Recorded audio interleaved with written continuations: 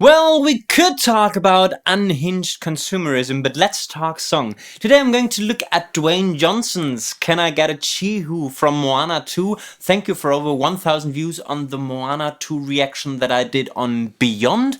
I'm really looking forward to listening to the second Moana 2 advance single. Let's see what we can learn songwriting-wise. Let's get going. Here's the thing, you're down in the dumps, you think you're way off your game, but you can turn it around. Come on, remember your name. Don't waste all this energy, cause you got the remedy, and I know your legacy. Interesting! Not a lot of things we can find harmony-wise, apart from the fact that it's kind of a chromatic downward movement in the bass note. Basically the only thing that we hear in terms of harmony. Let's find out the key for a sec. Here's the thing, you're down in the dumps, you think you're way off your game, but you can turn it around. Come on, remember your name. Don't waste all this energy, cause you got the remedy, and I know your legacy. Really interesting. So harmony, I assume, is going to be A to G. Now something interesting, probably D with F sharp and bass. And then we go to F. So not really chromatic movement because we skip the G sharp, but we have got A to G to F sharp to F. So tiny group of chromatic notes next to each other, and I believe the key is A minor. I need a, can I get a chee? Additional bar, really building up to what I imagine is going to be the chorus. Who are you? Who are you gonna be? You're gonna make some history. Come on, Moana, go get your destiny. Can I get a, can I get a, can I get a chee? Really nice vibe. New harmonic section as well. Let's find out the chords. Who are you? Who are you? Who are you gonna be? You're gonna make some history. Come on, Moana, go get your destiny. Can I get a, can I get a, can I get a chee? The chord structure is A minor to F to G to A minor, but we have got some kind of passing chords or only maybe bass lines, notes that move weirdly. So the chord shape is A minor to F to G to A minor. Quite conventional. Who are you? Who are you? Who are you gonna be? You're gonna make some history. Come on, Moana, go get your destiny. Can I get a, can I get a? Almost got it. Who are you? Who are you gonna be? You're gonna make some history. Come on, Moana, go get your destiny. Can I get a, can I? Really cool idea. So the F is only half the length of the other chords and the G as well. And what we do in the bass is the bass goes from F to D, maybe even keeping the upper structure in the chords. So F, but with D and bass, suddenly it becomes a D minor 7. Maybe it's a regular D minor, there's no way to tell just yet, but could also be keeping the upper shape and making it a D minor 7 by only moving the bass, and the same thing they do with the G. Regular G, and then only move the bass so that it's E minor 7. As I said, maybe regular E minor in the arrangement, but it's a really cool idea to spice up a relatively easy chord progression. Here's the deal, that bullying storm god skips leg day for real. Can you imagine the legend this epic voyage reveals? You think that it's Same thing? doomsday. To me, it's just Tuesday. You know what? I'll come to play, come to play. I'm not surprised, you learn from the best. Takes a whole lot, but count me impressed. Can't give up now, you got me invested. How many humans that I call a bestie? Secondary dominant to build up towards the chorus, so second verse half changes genre, suddenly we are playing reggae, but the chord progression is the same, and this time we use E major. That is not normally in the key of A minor, but that serves as a secondary dominant that we can use to build up tension to the chord that the chorus starts with. And then I guess chorus number 2. Who are you? Who are you? Who are you gonna be? You're gonna make some history. Can I get a chee? It's my turn to give a motivational speech. my turn to give a motivational speech. It's your job to finally practice What is the first chord? Is it E major right away? It's my turn to give a motivational speech. It's your job to finally practice what you preach. Because of you, I'm a better me. I didn't even think that was a possibility. You got me out of... Interesting bridge. So a really interesting chord progression where we actually start with the secondary dominant and then only in chord number 2 go to A minor, the tonal center of the song. Then we have got cool lines. Let us find what this is. It's my turn to give a motivational E major, speech. It's your job. A minor. Finally practice what you preach. Because of you, I'm a better D minor. I didn't even think that was a possibility. You got me out of something passing chord. Speech. It's your job to finally practice what you preach. Because of you, I'm a better me. I didn't even think that was a possibility. You got me out of mess after mess. What does the bass do there? Speech, it's your job to finally practice what you preach. Because of you, I'm a better me. I didn't. Oh, so no. It's basically what the bass already did in the verse, which is go from F to D. Your job to finally practice what you preach. Because of you, I'm a better me. I didn't even think that was. And yes, it's because of the Sennheiser HD 490 Pro that I'm able to listen to the bass quite properly.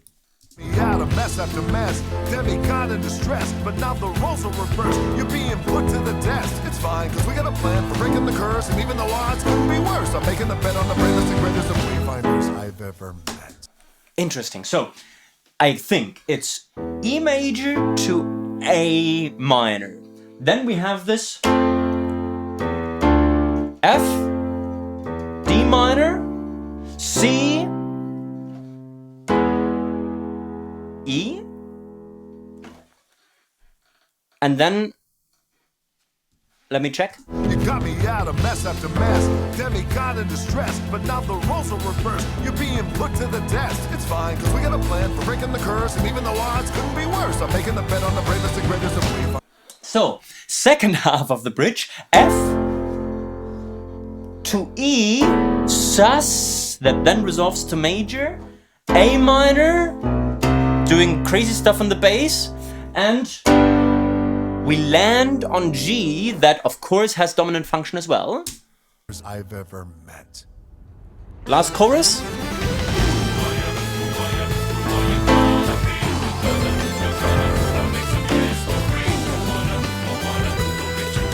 And keyboard solo, quite cool. Moana, come on, I'm like your destiny. Let me hear you, sing it for you. Can I get a Yahoo? Come on, Moana, go find your destiny. Can I get a? Let me hear it. Yahoo! The outro is D minor to E minor to A minor.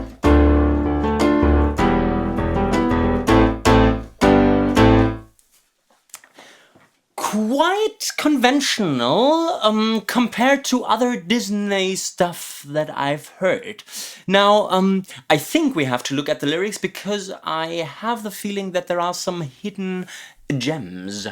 And listen to verse number 1 while we do this. You're down in the dumps, you think you're way off your game, but you can turn it around. Come on, remember your name. Don't waste all this energy, cause you got the remedy, and I know your legacy. Okay,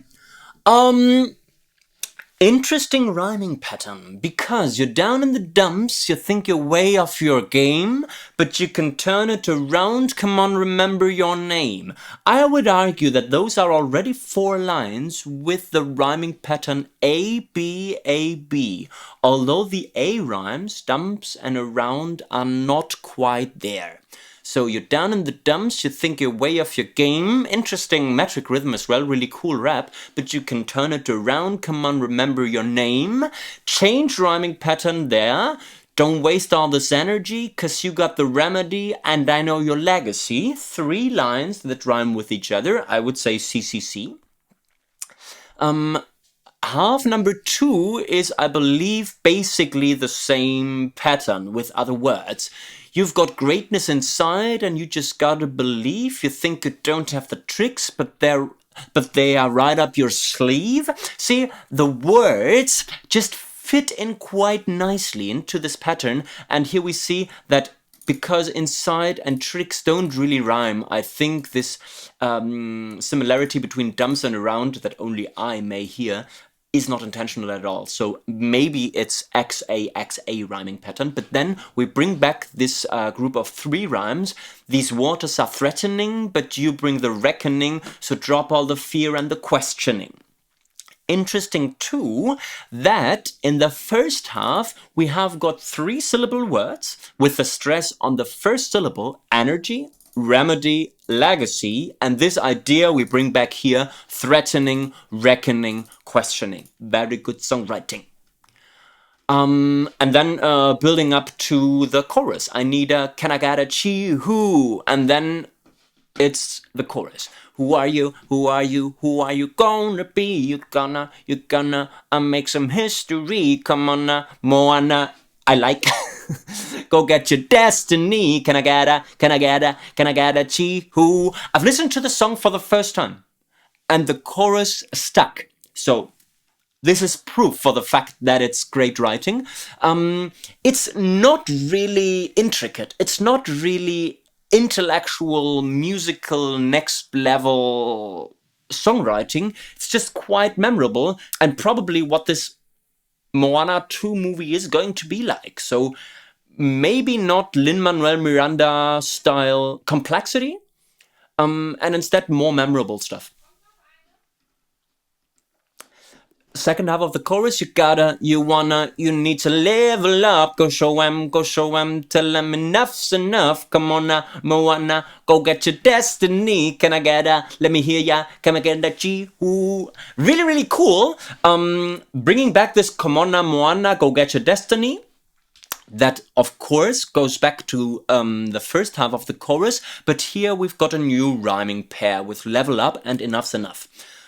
Second verse, of course, mirrors the patterns from verse number 1. Here's the deal that bullying storm god skips leg day for real. Can you imagine the legend this epic voyage reveals? So again, this couplet of rhymes with X stuff in the middle. You think that it's doomsday? To me, it's just Tuesday. You know I don't come to play.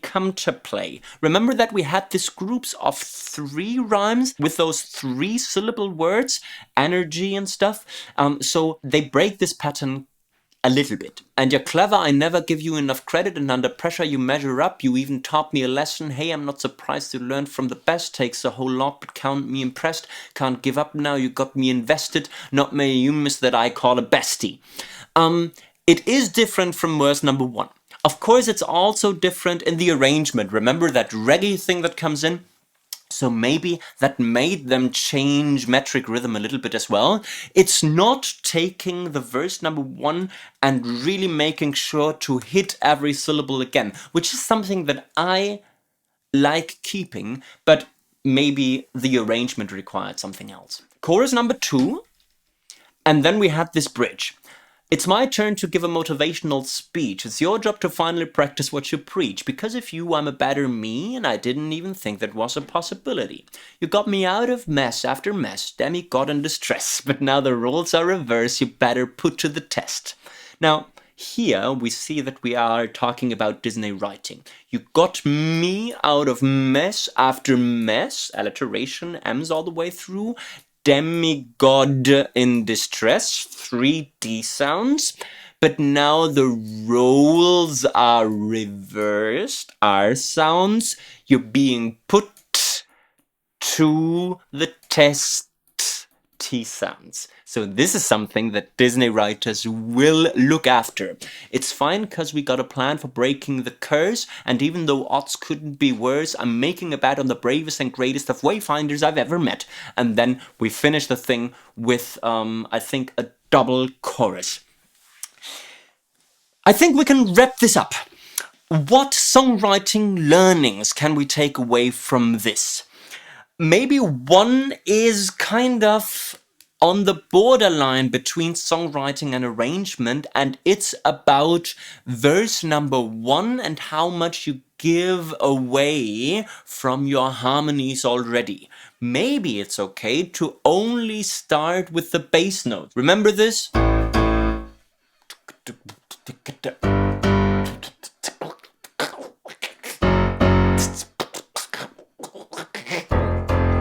And so on and so forth. So we have a hint at the harmonic foundation, but we don't play the complete chords. This comes only later. This can be songwriting learning number 1. Songwriting learning number 2 is if you have got a relatively easy chord progression, just like this 6 minor, 4, 5, 6 minor, A minor to F to G to A minor. Super easy. You might think about halving the chords sometimes in length and adding a reharm option.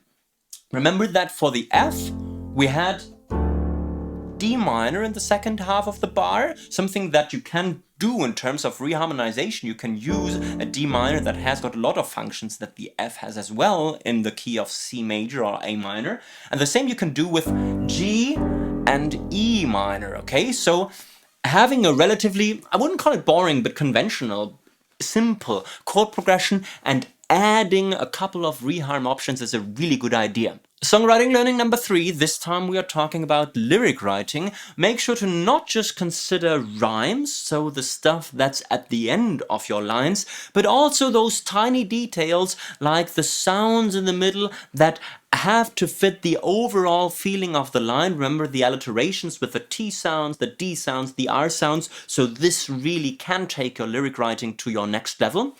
And songwriting learning number 4, this song clearly highlights the importance of a bridge, that both change chord progression and lyrics, the bridge often being used to kind of continue telling the story, giving it another perspective, or just resolving stuff that has been mentioned in the lyrics, something that you of course need a lot when writing for musical theater, for musicals in general, because part of the story is told in the songs. So this is the function of a bridge, to kind of add narrative elements to that. This was everything from Moana to Can I Get a Chee? If you liked this video, I suggest you press the thumbs up, you subscribe to the channel, you leave friendly comments, you please take a look at the almost but not quite complete guide to songwriting available at spectreacademy.net, to go check out the Sennheiser HD?